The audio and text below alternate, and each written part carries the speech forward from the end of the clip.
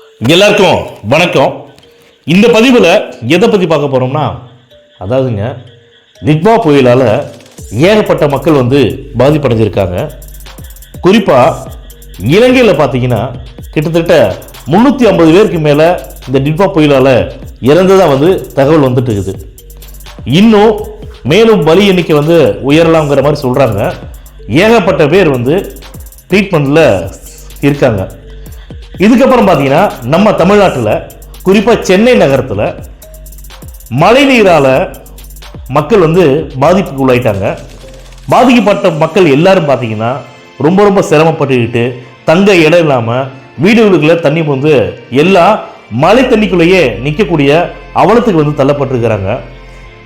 தமிழக அரசு, அதாவது திமுக அரசு என்ன பண்ணுறாங்கன்னா, மழையே இல்லாத இடத்துல போய் நின்றுக்கிட்டு நாங்கள் மேற்பார்வையிடுறோம் அப்படின்னு சொல்லிட்டு சும்மா பேருக்கு மட்டும் போய் நின்றுக்கிட்டு திராவிட மாடல் ஆட்சியில் நல்லது பண்ணுறோம்னு சொல்லிட்டு காலை தூக்கிட்டு சுத்தக்கூடிய இவங்க விளம்பர மாடல் அரசு அப்படிங்கிறதுக்கு எந்த ஒரு தவறாமல் இல்லாமல் கரெக்டாக அவங்களுடைய வேலை செஞ்சாங்க.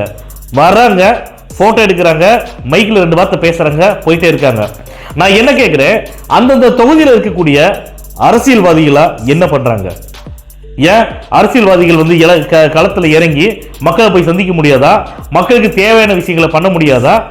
4600 கோடி ரூபா நாங்கள் மழைநீர் வடிகால் சீரமைக்கும் பணிக்கு செலவு பண்ணணும் அப்படின்னு சொன்னீங்கல்ல, நீங்கள் செலவு பண்ண லட்சணம் தான் சென்னை ஃபுல்லாக தண்ணி ஓடிட்டு இருக்குது.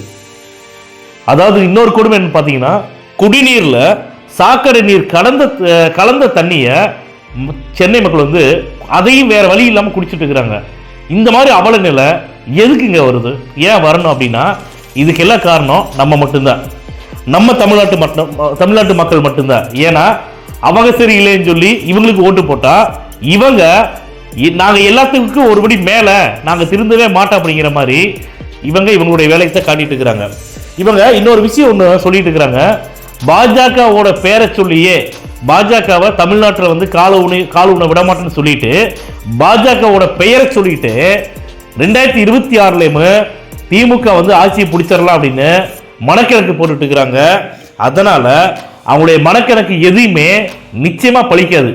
தளபதி விஜய் அவர்களுடைய அரசியல் வருகையை பார்த்து விஜய் அவர்களுக்கு தினம் தினம் மக்களுடைய பேராதரவு அதிகமாகிட்டே இருக்கிறத பார்த்தோன்னா திமுக பயப்படுகின்ற ஒரே ஒரு கட்சி தமிழ்நாட்டில் எந்த கட்சினா விஜய் அவர்களுடைய தாவேக்காவோட கட்சி பார்த்தா பயப்படுறாங்க. நிச்சயமா மக்களே 2026 சட்டமன்ற தேர்தலில் திமுகவை அகற்றிய